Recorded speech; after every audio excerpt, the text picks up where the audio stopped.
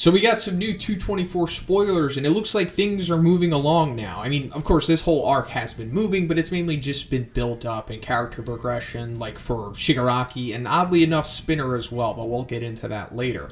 But it looks like we're getting into the first fight of the Liberation Army versus the League of Villains in this chapter, so let's get into it. So the last chapter ended off with Redestro's declaration of war to Shigaraki, asking him to come to Deka City for essentially a war where winner takes all, I guess, and we're finding out in this chapter that Shigaraki, of course, wants to use Gigantomachia to go against the Liberation Army.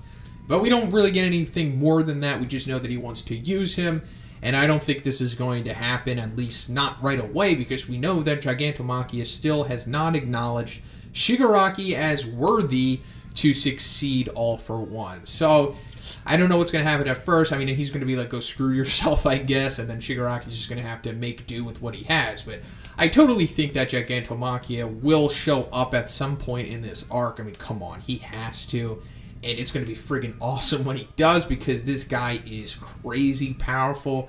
I mean, in the last chapter, we saw him do like a pretty much like a Delaware Detroit smash. Like a Delaware smash with all 5 of his fingers. So him taking on the Liberation Army, especially in like a city environment, is going to be crazy. But like I said, don't expect that anytime soon, at least in my opinion. I think if he does show up, it's going to be like towards the middle of the arc, possibly leaning towards the end of it. I mean, because, like, I think things are going to go bad for the League of Villains, and then he's going to show up and kind of save them.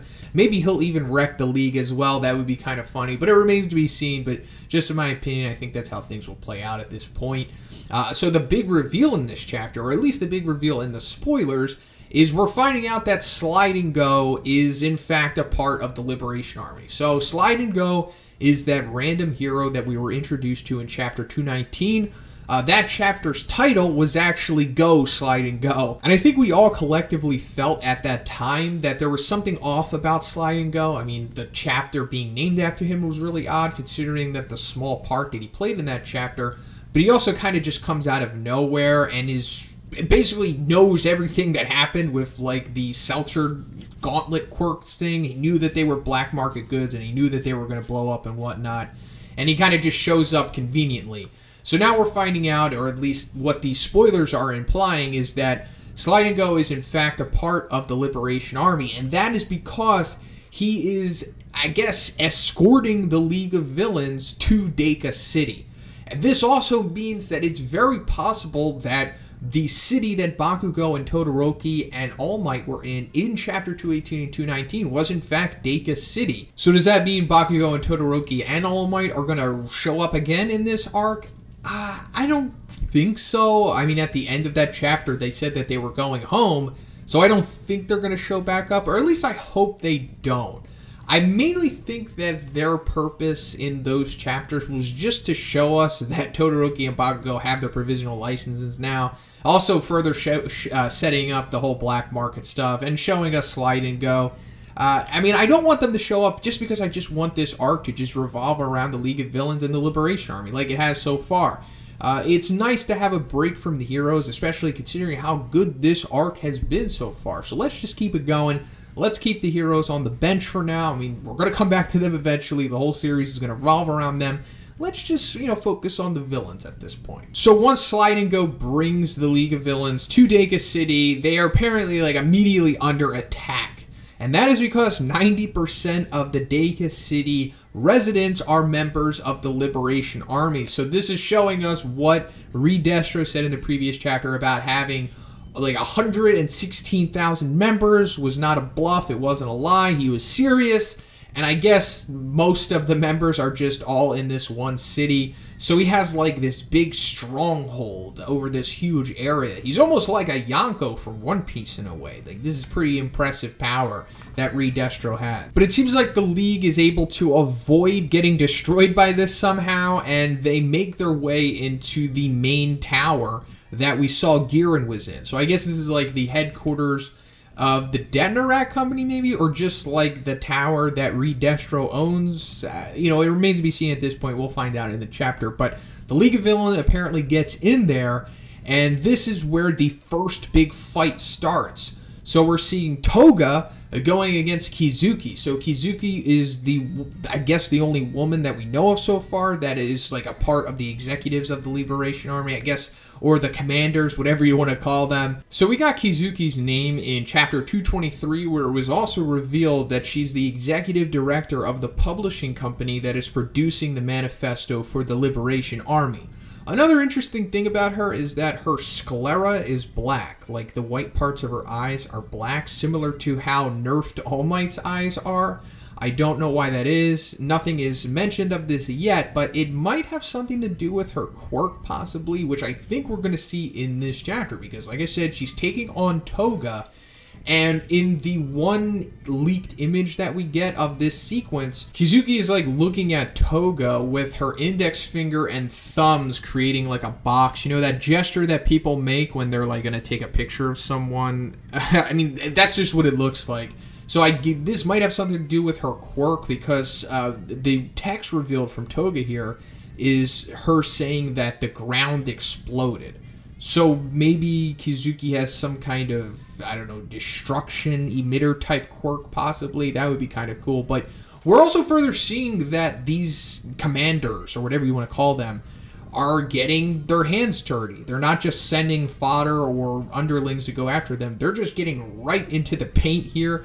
And I think that's pretty cool because, I mean, I think it was heavily implied that we were going to see these guys in battle. So, like, right off the cuff, they are jumping into the fray. Kizuki is also kind of playing mind games with Toga, which is interesting because Toga is the one who plays mind games. So Kizuki says to Toga, "Would you help me out with an article? What made this high school girl go insane? Shocking interview from when she was alive."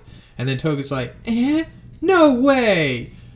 So, yeah, I mean, they're kind of just messing with each other, but Kizuki, you know, is for sure trying to kill Toga here. I don't know what's going to happen, but it doesn't seem like things are going good for Toga.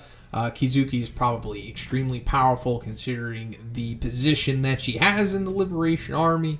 I mean, she's the publisher, of course, but I'm sure she has to have some kind of crazy quirk or maybe equipment. Because we also have to remember that the Detnerat Company is all about equipment.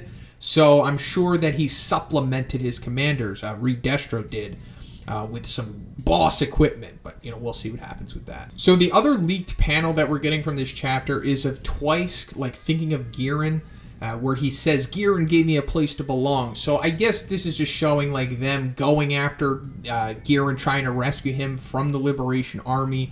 I don't know if Twice is getting into a fight in this chapter as well. That's not really revealed, but I don't know. I guess it's likely. But this has more or less been recurring in this arc so far. Like, Twice reflecting on Gihren being a great guy, because we know that Gihren is the one who introduced Twice to the League of Villains, and in that way gave him a new lease on life, because Twice was kind of aimless before that. So Twice might have like a big moment in this arc where he takes down somebody big or does something significant, because Giren's his boy and Gihren is the main hostage that they have. I mean, it's like, other than them being forced to go fight, their other motivation is coming to rescue Gihren. Also, they cut his damn fingers off, and, you know, that's really doing him dirty, so they kind of have to pay for that. I mean, let's remember when Chisaki took off Mr. Compress's arm, he paid dearly for doing that. So we might see some serious revenge towards the end of this arc. I certainly hope so. When the League of Villains took down Chisaki, that was one of the best moments of the series. So to see something like that happen again would just be incredible. So other than that, that's pretty much all that we're getting from these spoilers here. Just let me mention Spinner, because I said that I was going to at the beginning of this video. It's possible that Spinner is going to join the Liberation Army in this arc, because he's kind of been on the fence with everything. Like, the narration so far, or in the past couple chapters, have been from Spinner, and we're getting character development on Spinner.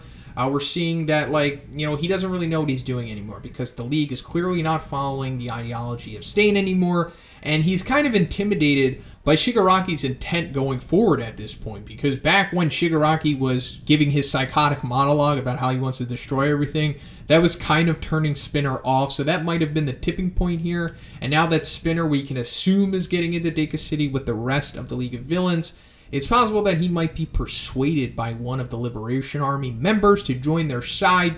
I mean, yeah, they've been setting up Spinner as being conflicted with what his character wants, so, I don't know. I guess it's very possible that Spinner could change sides here, but I hope he doesn't, because, I don't know, I kind of want to see Spinner succeed, just because he's, you know, he's been ridiculed his whole life, and he's just been looking for some place to belong, and he finally found that in the League of Villains, or at least he thought he did, but now things aren't turning out how he wanted them to, so I don't know what's going to happen, but I'm really interested to see. But that's pretty much it for the spoilers. Let me know what you guys think about this in the comments. If you liked the video, please give it a like.